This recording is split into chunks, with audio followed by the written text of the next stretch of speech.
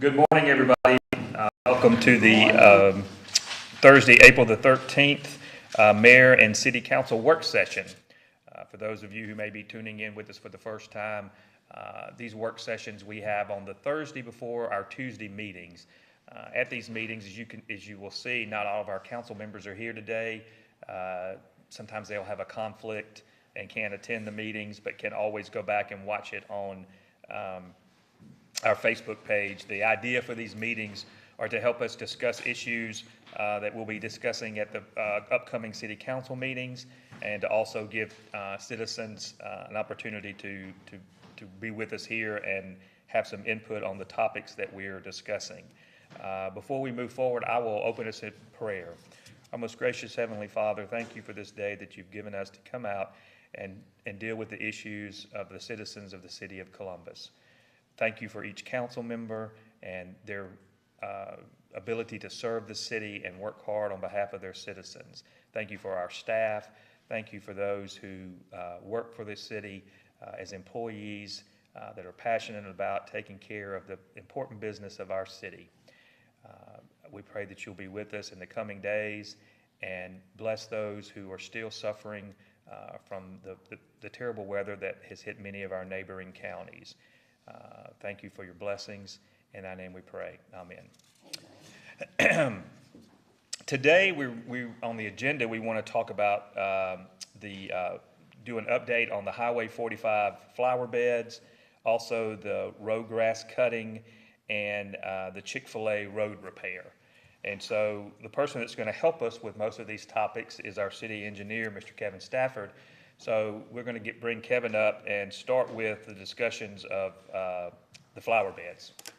All right. Good morning. Good morning. Thank you. I think Joe's working on sharing some pictures, but I told y'all before, you don't want to listen to me, I put you to sleep, right?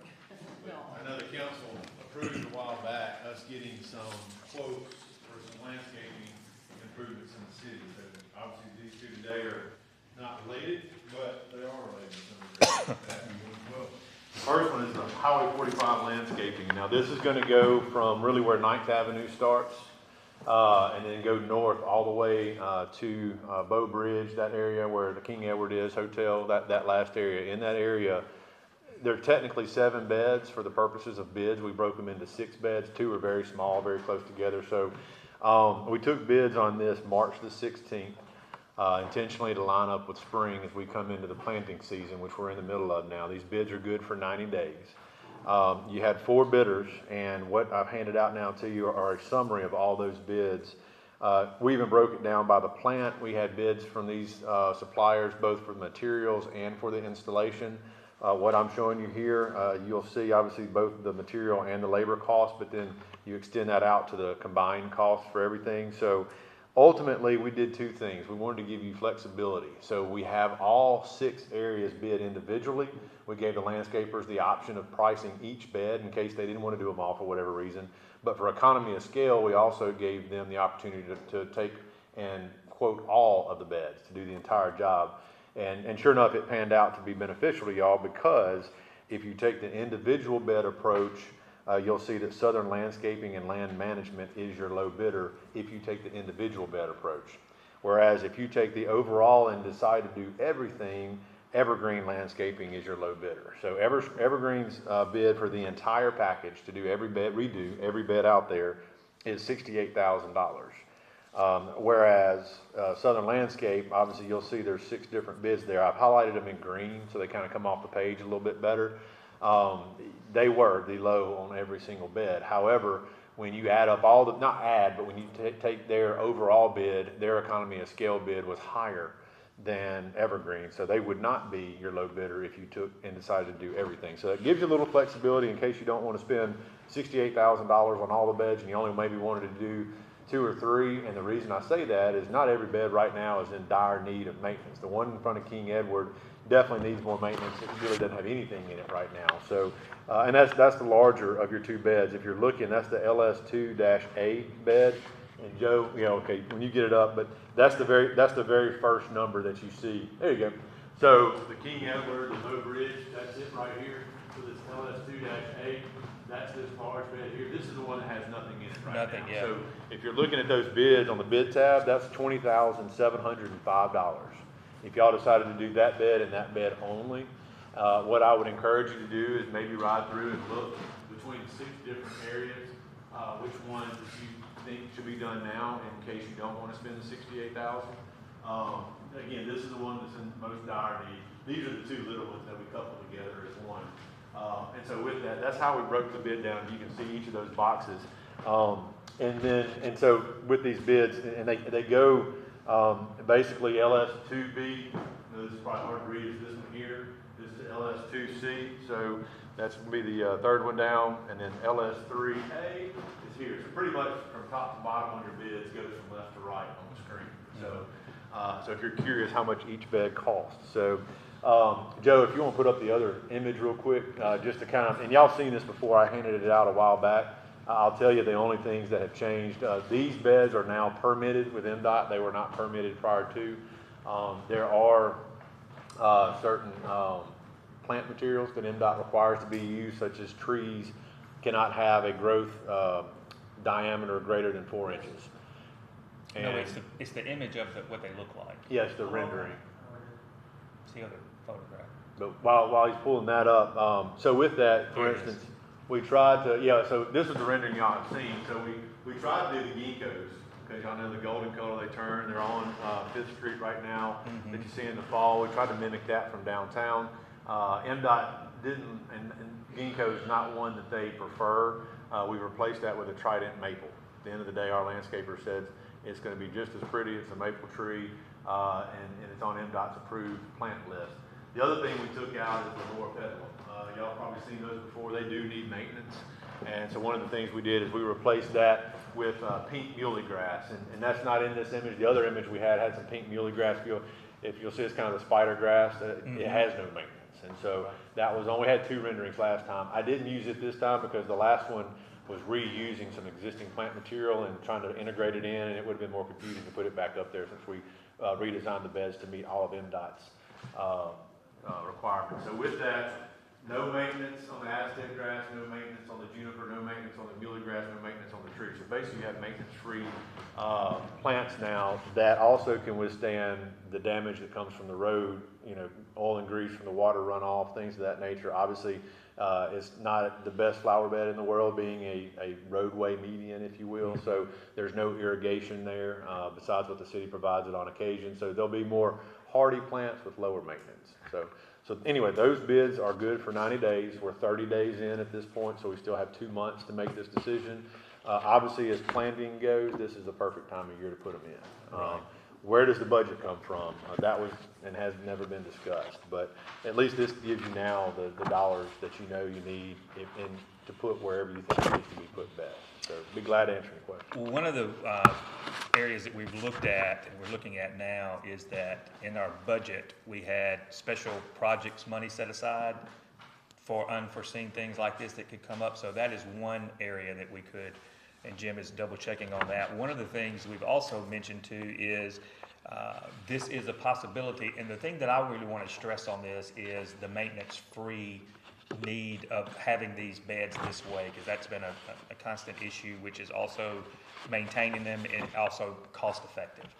I think this will be more cost effective for the city over time, but there's also an opportunity here that if there are garden clubs or businesses that would like to sponsor these beds to help offset the cost of it, we would consider that, with also maybe some signage saying supported by such and such garden club or whoever might be interested in doing that. So that's one way that we could recoup some of the money that the city spends on these. I think it's important that we do this because this is a high visibility area for the city. And right now, as we mentioned, the largest one, it looks pretty bad right now. So I think it's going to be pertinent that the city try to move as quickly as we can within the time frame of these bids. And one of the things I'll do with the county and city being successful in the MDOT TAP grant, these beds and the medians will be continued now further south along 5th Street as we go down to the Magnolia Bowl. So what's being done and the plant types and the motif, if you will, that's being introduced here will be continued on further down south. So it'll, the timing of this fits pretty well with that as well. Good deal. Stewart, do you have any thoughts or questions on it? My question concerned, you said MDOT did, make the approval for certain trees and the maple tree. How big and how tall will that tree? Good question. It's in the 15 to 20 foot range height wise. To be honest with you, the ginkgo got so tall, that was one of their concerns because they have contracts for billboards of all things. And so the billboard is protected more so than the tree. So that's the height of it is one of the concerns. And so obviously there's a billboard that's right over behind Bow Bridge and with all that. So that's one of the reasons we did swap out besides the caliper size of the tree. So, and then the height growth. The lower pedalum can get above 2 feet. They try to keep things that stay around 2 feet. So it's one of the reasons we swapped that out as well. So it's, but it's been permitted at this point. So they're good with those two swap outs, those plant materials. And again, from a maintenance standpoint, it made more sense as well. So. Well, also, Kevin, what about like, would those trees, would there be, many times we have trees in the community that are not properly pruned. Or is there a way to prune those trees over time to make sure they don't? And would that be a good thing to do and plan for? Pruning's always good if there's disease on the tree. Obviously, insects can impact, you know, the overall health of it. But for the most part, these trees are going to be pretty maintenance free. As far, you know, they're the smaller sizes. So like, just like the teddy bear magnolias, you know, those were killed because from what I understand, the combination of the grease and the water coming off the road kind of killed them from a disease standpoint. And then there was some speculation that the weed eaters were hitting them too close and killed them. So nonetheless, these are a hardier tree, if you will, than a delicate magnolia.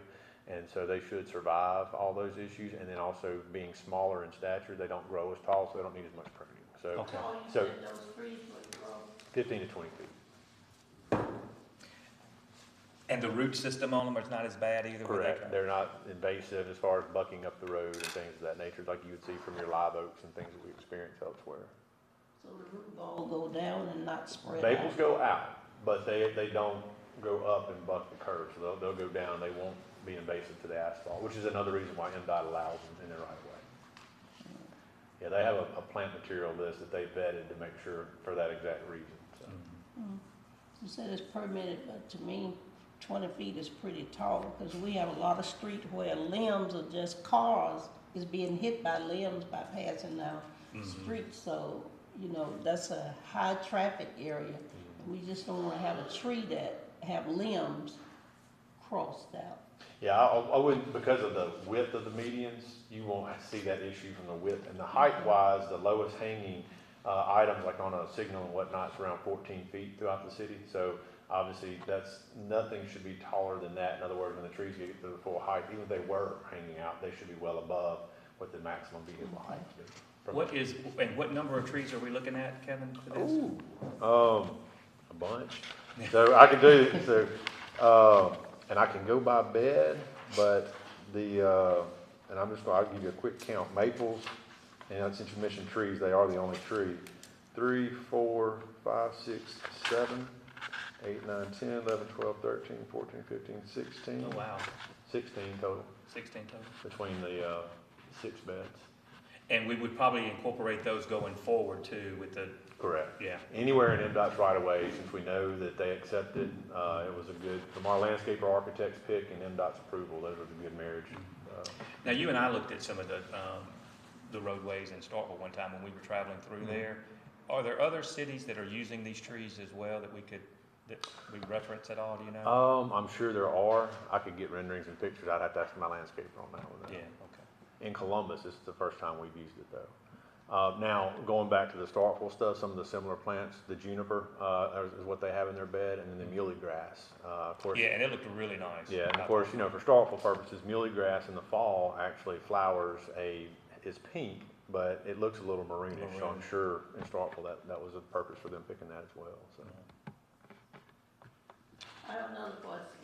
This is not the flower bed, but coming further back this way, where the turnoff to go on the bypass. I don't know whether that's city or MDOT, but when cars come across, it's unsightly because it's not wide enough and it goes off and creates a mud hole there. It's just a mess there. Both of them hold water, and the shoulders need to be clipped so that water can run off and get to the ditches that are there. I know exactly what you're talking about too. All the beds are included, so this area, these bids include that area as well. To redo the beds, But the water issue, the mud issue, is actually a completely different drainage issue. And what's happened over the years, and it happens in people's front yards, as cars come by and rocks and mud splatter up onto the roadside, it just sits there and builds up silt, and that edge builds up and it becomes a dam. And so water can no longer shed off the road because the shoulders have built up so high. And they need to be clipped on occasion to allow that water to continue to run off. And when it doesn't, what happens is it just sits in the roadway and damages it. MDOT addressed some of that when 45 was repaved, but Right. it wasn't addressed everywhere. And so if you'll look, oh man, this picture is a good example. This used to be a 6-inch curb. You can see the grass is almost all the way to the top now. So it's built up because of that sedimentation over time and that water, 6 inches. So it just, all that needs to be dug back out and clipped so that water can flow where it's supposed to be going. The beds didn't cause it. At one time, they were the high point. And so they're slowly becoming the low point as things build up around it. But yeah, just, you can see in this picture, some of these areas where when water sits on the side, Yeah. and it's tired, it just splashes that mud Splashes off, it up. pulls it up. Any other questions or comments for Kevin on this before we move into the grass cutting? So if I may, Kevin, is this just the initial cost, or are they going to perform maintenance? No, this is the initial cost. So this is just to get it demoed and installed installed properly it includes topsoil and fertilization, obviously setting everything up for success, and obviously the installation. The plants are warranted for a year. However, they're not responsible for the maintenance of those plants. And obviously there was some concern and question of, hey, if we're not maintaining them and they die in a year's time, and I said, well, there's a little common sense that goes along there with that. If the city's not watering them and they're brand new plants and they die, that's on us. But if it's obvious you have a bed of 100 plants and 3 or 4 die, that's a maintenance. I mean, that's a warranty issue that they'll replace. So does it endure all weathers? Yes. Yeah, these are evergreen plants year round. They'll be green or in life, so, Yeah, except for the maple, of course. That's the goal is, and why we asked Kevin to work with MDOT on this, is to try to put plants there that are gonna be low maintenance and be as cost effective as possible. But that's a good question, Ms. Pat. We've not really budgeted for these beds and stuff out on 45 in the past, have we? We just kinda, No, we used to have $20,000 budget for flowers. And I think that was mostly for downtown purposes, wasn't it? And Yeah. there are other beds, like they put knockout flowers, so that they will stay as they are. Like 14th Avenue, Oh, yeah. Gardner and 82, those beds with the knockout flowers. Yeah, this was just the first step to address 45.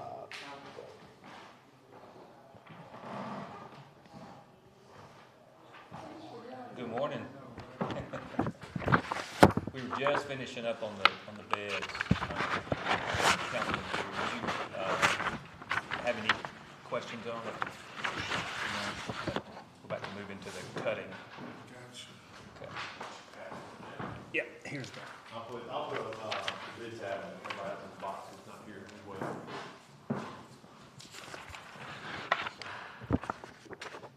Okay, you're gonna take us into the cutting now? I'll step over. So Okay. the other thing, same meeting, council approved us to go out and receive bids for mowing of 82 now, so different highway, obviously.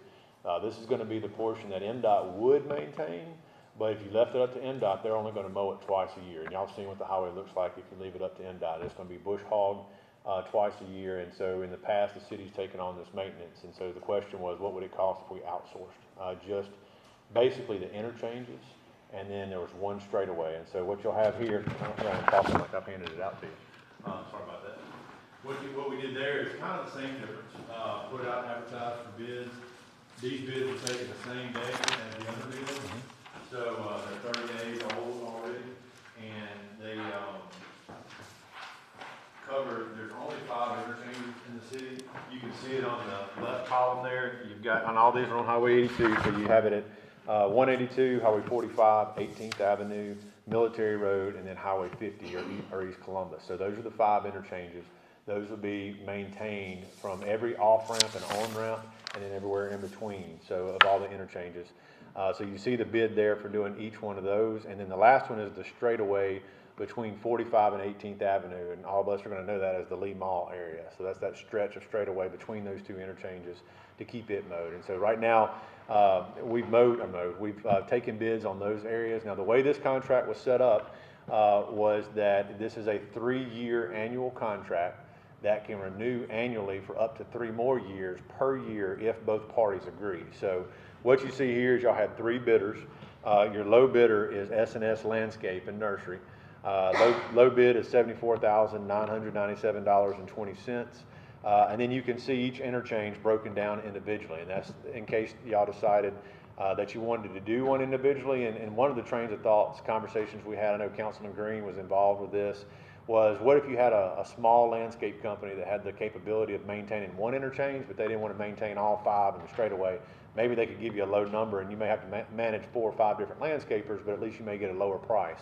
That ended up not being the case here. All these are major landscapers. Luckily, they were all interested both in the individuality and the total.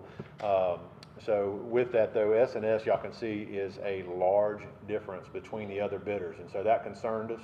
Our estimate was around 120 to 150, and so they came in almost half of that 150, in other words. We did reach out to them, and you know, they're a newer company in Columbus, and they're growing, and they saw this as an opportunity to expand their mowing and maintenance fleet, and said that at the end of the day that they are confident that they can do it for this. In the meantime, we did talk to one of the other landscapers, the next lowest bidder, and their number to do the actual interchange was much lower than what they bid. They put in their number padding for off season when they're not mowing.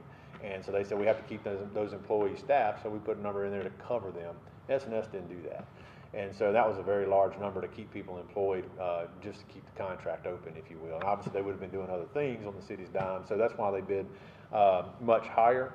And so anyway, we reached back out to S&S and said, all right, you still are confident, you know, that your bid is good, even though the disparaging difference, and they are. And so they would be eager to obviously go to work for that. And again, it's a 3-year contract, and at the end of 3 years, if every year we agree, now after 3 years, if they say, yeah, we underbid it and we'd like to cancel the contract, they would have that right at that time. So if y'all approved it, that would be their amount annually. And the way that's set up is 12 equal payments every year, so you don't pay it per mow.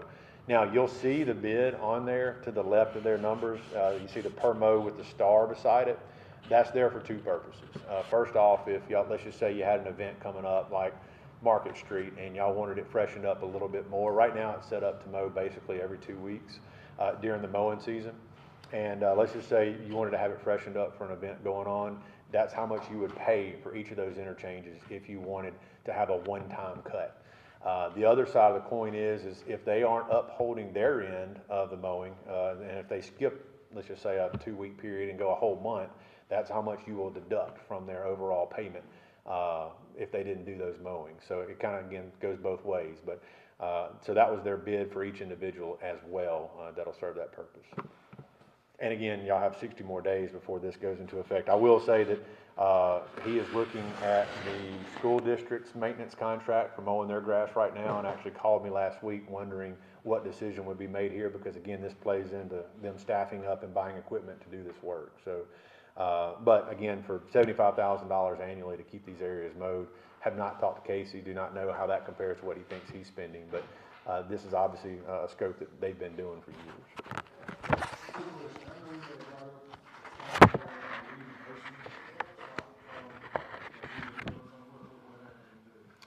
Mayor can speak to it just as much as I can, probably, if not better, but that ran out on contract years ago. Can't remember exactly what year, and in MDOT's eyes, they don't owe anything in between, so they haven't been paying it since the contract wasn't renewed. 2018. So the city's been doing it at risk, I'll call it, since then, with no pay to come from, reimbursement to come from MDOT. And their pushback to me was that they should have never been in that contract. Do you remember that conversation too with them, Kevin? Briefly, yeah. Somewhat. So, you know, I would never want to give up completely on trying to get some reimbursement back from that, but they've not been cooperative at all, really.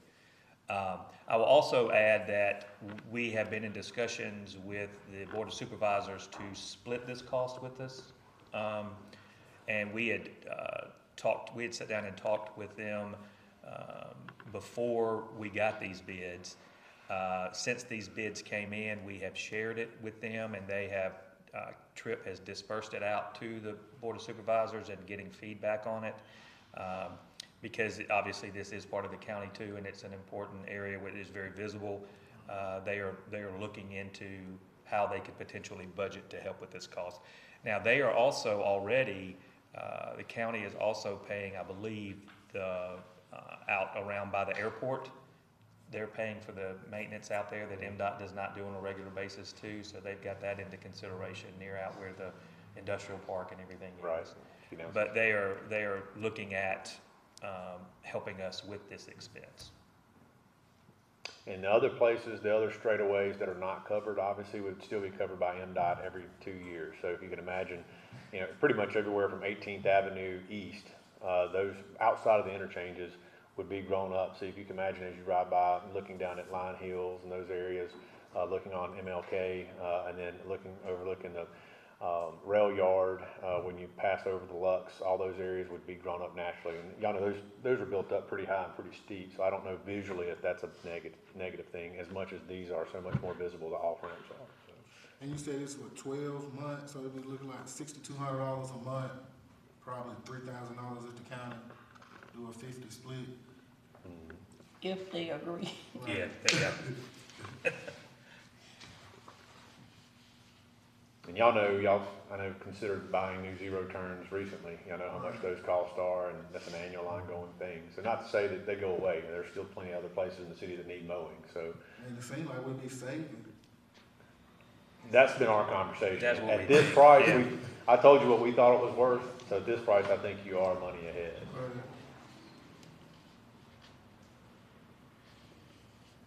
Any other thoughts or comments on that?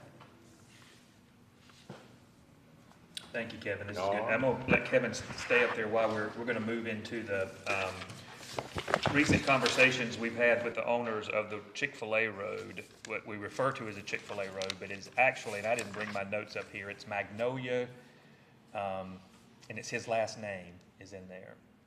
Cooper, yeah. And what is his first name? Ted. We have been in conversations with Mr. Cooper since I've been in office about that road. And it's the area that runs right beside Chick-fil-A and behind that shopping center where Old Navy and Ross Dress for Less and TJ Maxx, all that, they own that mall, that strip of stores, which used to be originally Kmart, which is, I think, when they took ownership of that road many years ago. It is a high traffic area because of Chick-fil-A being there and other, those other businesses. The city owns, and we have put a sign up out there this week which shows where city maintenance ends. And city maintenance ends when you hit those terrible craters, which some of them are how many inches deep?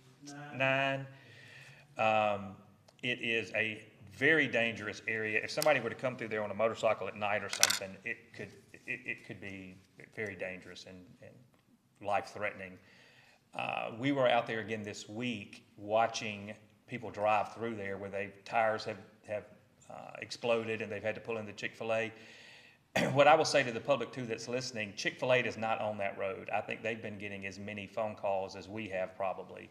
What Chick-fil-A's corporate office has also tried to get in touch with the company that owns it with little success. We were under the assumption that back in November, when there was some fill in those potholes, that was the group that owned it, but it was not. It was Chick-fil-A's office that came in and tried to alleviate some of the damage there. With the heavy raining and stuff, it washed right out. Quick, it did. And a lot of people are using that back parking area behind where the businesses are to go through there. It's a dangerous situation. We were able to actually, believe it or not, get him on the phone when we were standing out there a couple of days ago, and he said he is ready to move on it. He was disingenuous, and I told him when I talked to him on the phone, when he quoted the newspaper in saying that he had not heard from the city in quite some time, and that they've owned it for over 20 years without any really complaints. That is erroneous. So we went to Kevin's office right after we talked to him again. The bids that we had sent to him, which were 3, are no good now, correct? But he told us on the phone, and the owner of Chick-fil-A's husband was standing there with us and heard him say, we need to get this taken care of. And Joe, he said he had a local, what did he say? A local maintenance person? Have we gotten that person's name yet? No.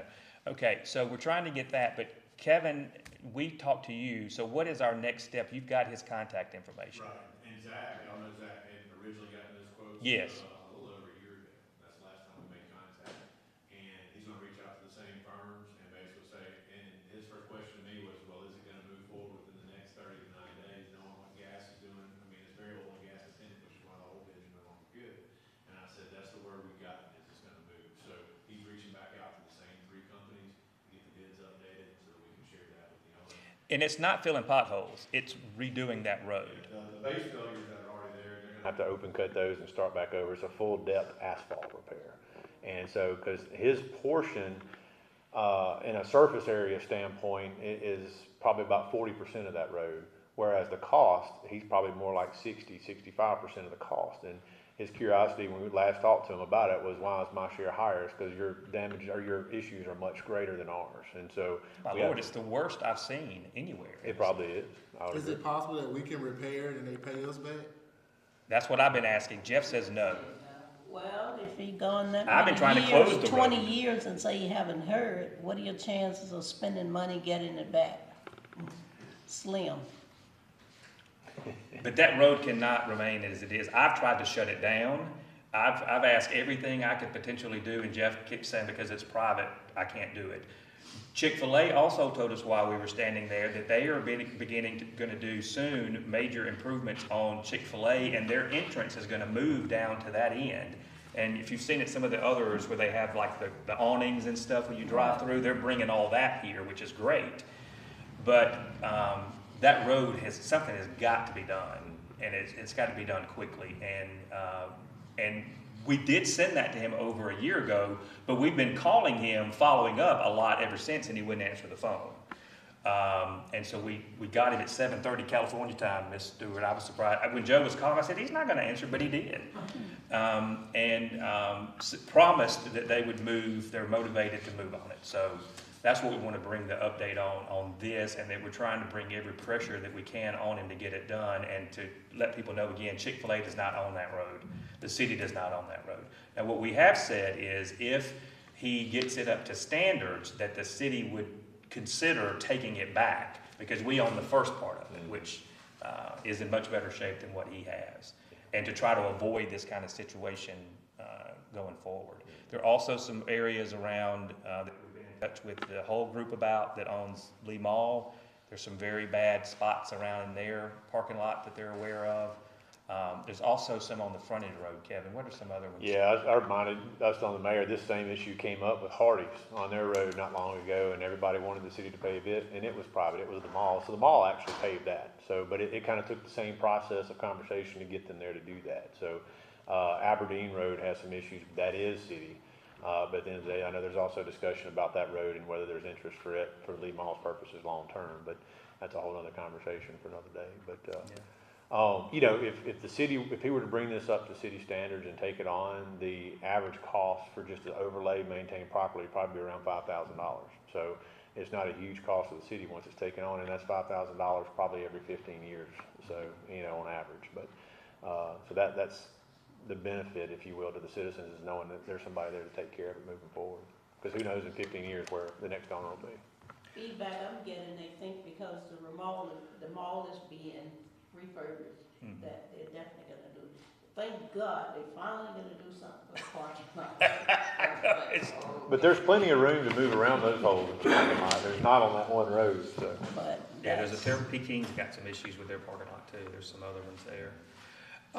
Kevin, we are reminding people that they have until April the 15th to get the information back to us about roads, citizens that have high priority areas that you've talked about that we may not have seen or may not be, has not been on the list in the past. We've got till April the 15th to do that. We still are steadily getting some in, but I want to remind people that you can go to the website, the city website, or you can go to our Facebook page and see it. You can also pick up forms here at City Hall to fill out, which some people are doing that. Kind of talk about what our time frame is on, paving and stuff going forward with the roads that we have. All right. Worst case scenario, by the way, Chick-fil-A's on the list in case it needs to stay on the list, so it'll get covered one way or the other. I asked my guys to actually leave the portal open through Monday. I know we mentioned the 15th. I just said, let's just leave it open one more time over the weekend. So Monday, we'll pick it up, shut it down, see what we've got. We haven't gotten a whole lot of responses here lately, but we did get one today. So you just don't know. Hopefully this effort will get some more responses in. Most of the responses we have received were already on the list. So that's a good thing. That's what you hope to see, right? Then our goal is within the next month to get a clean list with real cost. We've been doing this since before these town halls started. Take every comment that's put out there. We're going to rank them, good, fair, poor, whatever it may be. Put some comments to each of them. I like for everybody to know, hey, this was last paved in 01. This was paved in 07. This was paved in, whatever it may be. Give you all that listing. Like, I'm not going to list every manhole and water valve that has to be moved, but for us, we have to know that. We're going to put that cost in there because it has to be done. And then we'll get you a cost. And so we will look, and let's just say that comes back at $8-7 million, whatever it may be, and y'all say, all right, well, we can leverage right now 5. And what we've done in the past is we say, okay, we draw that line, and whatever doesn't make the cut. But what we will do is by ward, we will prioritize the worst roads to the best roads, so that if you're asking our opinion of which ones you need to do first to last, we'll start that conversation there. And then obviously, most council people have already given me the roads they're most concerned about over the years. And so, whereas this is kind of that last call to say, let's get together, let's ride and look at what you have. And so let's just say if the dollars don't match or don't cover your whole list, and you have to make a hard decision, we try to go out and ride them and look at them and say, all right, if apples are apples here, this one was paved in 01, this was in 07, they both look similar in condition, have similar traffic, similar setup. I'd rather pave the older street because it's oxidizing at the surface more. I mean, things like that we can talk about, and that's how we help make decisions where we draw the line. Best case scenario, the number comes back and we can monetize and do the entire project. So, and get all our roads back up to speed that are in the fair to poor condition. So. Well, also I want to mention the sidewalk situation again. We got a citizen who lives here part-time, lives in North Carolina part of the time, and here part-time has an apartment in Stone, Stone, what is it called, the new apartment? Hotel. Stone Hotel. Was walking in Ward 5 and face planted on the sidewalk, and she sent a picture of her face, and I mean, it looked like she had been hit by a Mack truck. And then she sent me the area that she tripped on, and it wasn't nearly as bad as I thought it was going to be, because we've got some sidewalks that are really jacked up. This one was not as bad that she actually tripped on, but it was a reminder again of how dangerous those sidewalks can be, especially if you're looking around and not watching where you're walking. So we touched on that a little bit about when we do the streets that, there is, that we do the sidewalk as well. Touch on that a little bit if you can. Yeah, I'll bring it, there's 2 points. So we do the sidewalks as we do the streets if the council person decides that's cost effective for their money they have allocated. Hopefully it covers it all. The other side of the coin is if it's a very small sidewalk area and it's just one offset joint and that's it, and it's not on the street we're paving, a lot of times there are things Public Works can repair. They've done a lot of that along the W campus. So I would say that if a constituent has even an individual bad spot on the road or an individual bad sidewalk condition, bring it to our attention, whether it's on the list or not, because it at least brings the light to it. And it may be one we say, yeah, this is a Public Works issue and not a master paving plan, master sidewalk plan issue. But at the same time, if it's something that's not on the road that's getting paved, but it's a serious sidewalk issue and it's bigger than Public Works can do, we now know about it and can put it in the concrete contract that we'll do, because the way we do the paving is we'll have an asphalt contract and a concrete contract. So again, I would say nothing in the road and sidewalk arena is off bounds right now. Bring it up to our attention, and again, we'll put it on the Public Works list if it's something really small. And we need to do that, emphasize that to folks, because a lot of times it's our elderly citizens who are walking on the sidewalks, and sometimes that's how they can get around. And a lot of us are trying to walk too, to exercise. It's important to be able to, so those sidewalks, and when I saw her face when she sent that picture, I sent it to Councilman Jones too, it startled me to think about that, people could trip on that. And I looked at she sent a picture of where she tripped, and it's not great in the sidewalk, but it's not nearly as bad as some area. So if that can happen, it can be dangerous. And one of the things I'll mention that's important for constituents to know that until the city's made aware of it, we can't be liable for things we're not aware of. And so, Oh, yes. and so what happens is somebody will trip and say, oh, it's the city's fault. Well, if you make us aware of it, now we are liable. And I listened, and this has been years ago, maybe even a decade ago, a lady in California had done what you had mentioned. She had tripped and hurt herself really badly. And the city said, well, we're not liable. We didn't know about it. And the city went out and fixed it. And so what she did is she took it upon herself to, when she got back to full health, started walking the city and making them aware of all the issues they had on all their sidewalks. And so they went behind her fixing things. So, I mean, that's just the way things have to work from a liability. So I've said it before, we can't be everywhere all the time to see every issue. But we want to try to make it right. Right. The idea is to work together on trying That's to. right. So Kevin, how cost effective is it? Because in this city, it's so many places that you have a sidewalk go so far, and then there's no sidewalk. To add sidewalks, it's amazing that we don't have sidewalks. I know. And you see people just walking off. Money drives everything, right? And I'll find that the older sections of town have the sidewalk there. It doesn't meet any form of ADA. It's too narrow. It's in bad condition. I find that there are times that there looks like there's no sidewalk and the grass has just grown over it because of lack of maintenance over the years. I found that in a few places. But for the most part, there's never been a master sidewalk plan. And then you think about East Columbus, which has hardly any sidewalks. That was built later in life. And back then it was cost prohibitive to add sidewalks, and the streets were made so wide that people just walked in the streets, if you will. And so that was another, in my opinion, bad design back in the day. That's just how they did it. But so every area has its reasoning of why it was done the way it was done. And so we try to correct that within reason, but we can't retrofit everything to meet ADA without spending a lot of money. So if we can spend $1,300, $1,400 to redo an ADA ramp at an intersection that puts a good ramp there, but it may not meet perfect ADA without redoing the entire drainage box and the drainage there, which would have cost $10,000, 10 times what it would have cost. Those are the decisions we have to make. Like, let's make it better, but we can't make it meet exact code everywhere. So we try to address those places too where there's gaps that you just see that for whatever reason it got torn out years ago, a tree took it down, never got replaced, maybe, and try to fill those gaps in as we pave as well. Because oftentimes I see children, they're walking down the streets and no sidewalks, cars coming in. I know, it's terrible. It's Scary. And also to that point too, like the sidewalks downtown where, when there was, it's not urban renewal, but when they were doing the sidewalks and they were putting the bricks in to try to, for aesthetic looks, a lot of those bricks are coming up, which can cause people to trip. And then we started doing the stamp, right, that looks like the bricks, but it's not really the bricks. What was the process during some of that, Kevin? People have mentioned that The again. maintenance, exactly Yeah. what you said, that they didn't want to do the bricks because they know how. Cumbersome they are long-term for maintenance purposes. So the question first was, well, do we want to do the bricks? Yeah, okay. Well, do we want to keep them red then? Okay, and then the stamp came about, and I said, well, there's another way to do it. And so the contractor at that time that did it, actually went and bought the brick stamp to help mimic the same downtown render. They still have it to this day. But that's been the train of thought, is we like the brick, but we don't like it to the sense that we want to put in real brick. And then the staining was there too, which, as you know, one drop whatever on that stained brick and it's back to raw concrete underneath and you have to stain it again. So there's a maintenance issue there too, so. And as far as like downtown, the parking for cars, they're making bigger trucks and cars now. And when you're facing oncoming traffic, people are crossing the center lane, and Or is they there pull up any on the curb. plan of doing anything about parking downtown? It's a mess. People Yeah. do pull up on the sidewalk a lot, you're right. Well, we're gonna move Trucks the buildings especially. out, no, I'm just joking. That'll work. So again, back in the day, cars were much smaller than what they are today, right?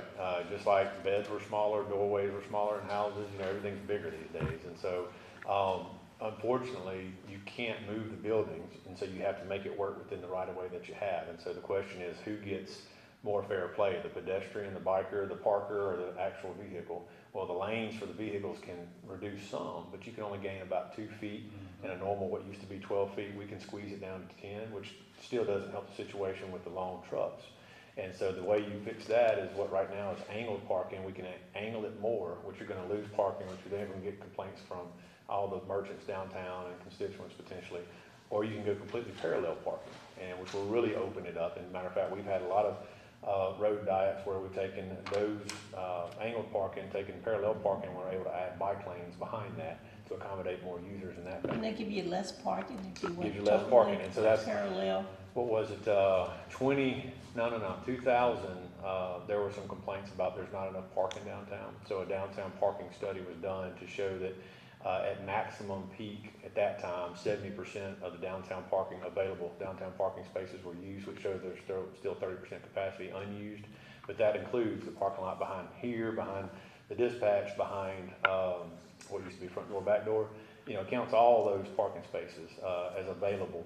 People just don't want to park more than a block these. Some people don't want to walk more than, you know, a few hundred feet at best. So that's the issue with parking, is people don't want to walk a block or two sometimes. So the parking's here.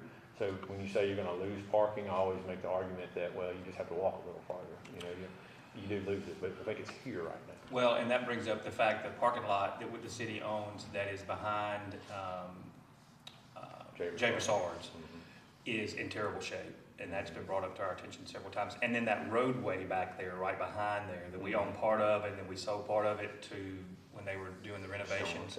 What is the status there? How long, I mean, how have we done the parking lot decisions in the past? All parking lots have been part of the paving plan. So that parking lot's on the current list for the paving plan.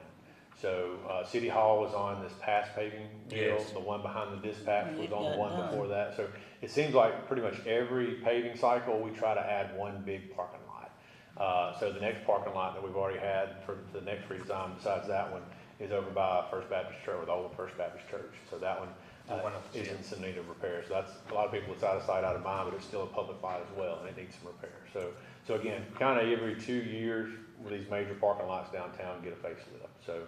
So that one you just mentioned is the next one, and then we've had this one on the shelf for a while, but luckily it's concrete, so it's not deteriorating near as fast as the asphalt ones are.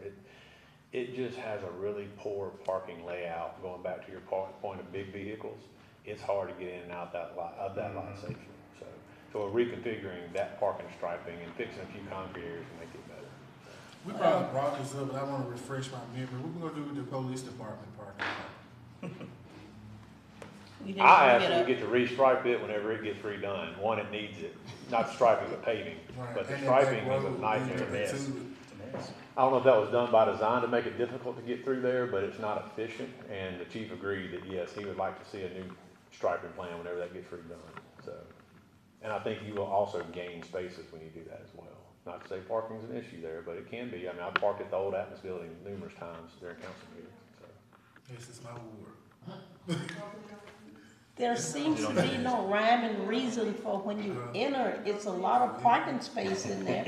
But when you come in, there are cars just going every direction. It's like, it needs to be a street to come in and one to come out, but Well, I think it's what happened when we took two different facilities and pushed them into one. I think that's what it's probably we called. should have redesigned At the that exit and the entrance. Yeah, you know, MDOT's doing a lot of that along the roadways now. They're tightening up the driveways and making them more controlled where you come and go from. The city, I mean, in the, like the parks and stuff, good, the neighborhood parks, are those parking lots, and what's the one, Well, I don't have a neighborhood park, so. what is, how are the parking lots in most of the neighborhood, parks that we have? Are those all in pretty good shape? I'm trying to think. Short answer is no. You know, we just redid or built new East Columbus Gym. Yeah, I knew that. Lee Park's not in terrible shape. We haven't looked at all of them. Probst has some that's good, some that's bad, some that's gravel, obviously. Yeah. My head's running around all the parks in my, in play. Townsend's gravel, we talked about paving the, south side of it, trying to pave that Yeah, parking lot. that's what I was thinking about town. That was cut from the budget from the get-go. Yeah. Sandfield was not in terrible shape, however, the park area needs some love big time. It's in bad shape, that's right off of Bell Avenue. Yeah. Let's see, That's my area, that need assistance. Haven't had it on the list ever since I've been council. Yeah, move it on up to the top. All right, any other questions or comments? I have one question. Yes, ma'am. It's not about paving, but I have a neighborhood out Dean Acres. And I had council attorneys to look into an ordinance for parking 18-wheelers in there. We don't have it. So we need, how do we go about doing an amendment to the ordinance so we can stop trucks from going in there? I think it's like anything Not else. trucks, but 18-wheelers. 18. Yeah, and Jeff probably could speak to that better than I, but y'all implement an ordinance that has some teeth and some fines that go along with that. That's normally what'll get their attention. It doesn't take but one fine they have to pay, that they'll quit doing that. Find somebody Because else. what is happening, the streets are not that wide, and when the 18-wheeler, they know they can't park in the street, because cars can't go. It's a blind sight, and they take the 18-wheeler and park part of it in the yard, so it's messing up the neighborhood. And I'm getting calls day and night, what are you gonna do, what are you gonna do? So I need an ordinance to keep those trucks out. Well, not only that, that sounds like a private property civil issue as well. If they're tearing up private property with their trucks. Yeah. Mr. Lord, code enforcement can cite Huh? them. Right now, code enforcement can cite them. So they would just call police, they'll be cited. Well, if you call the police for parking and you don't have an ordinance not to park, how is that gonna work? Well, no, there is an ordinance that they, not in residential, places like that.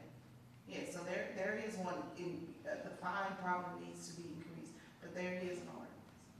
Because, I think, I'm not sure, when I talked with, Jeff? Mr. Turnage, he said we didn't have ordinance, because my concern was, if I have Public Works put a sign up and keep the cars out, if someone wants to sue the city because we don't have an ordinance to keep them out. Well, we need to review that one for So, sure. if we have it, let me know, the next thing we'll do is put a sign up.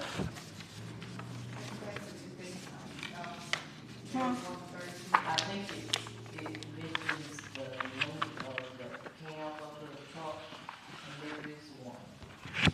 Well, there's one, but you know, let me tell you what, I'm told it say, with the 18-wheelers, they'll bring the truck in and leave the bed, and it's qualified when you leave the bed. And the weight is on, you got all of those wheels Yeah. coming in, so it's kinda like null and void. Yeah, I've heard some of those complaints too. We do need to review that, Ms. Stewart. I'll get with Jeff and make sure we review that ordinance and, bring up what we need to do to, so that people can't manipulate, what the law is. Make a law, somebody find a way around it, right? Yeah. Anything else, guys? Ladies? Happy birthday, Miss Holland. No, we done parked and built parking lots and paved streets.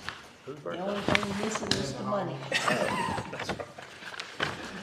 Well, if we have no other questions or concerns, we'll adjourn our, work session for today. Thank you very much, Kevin. Thank y'all.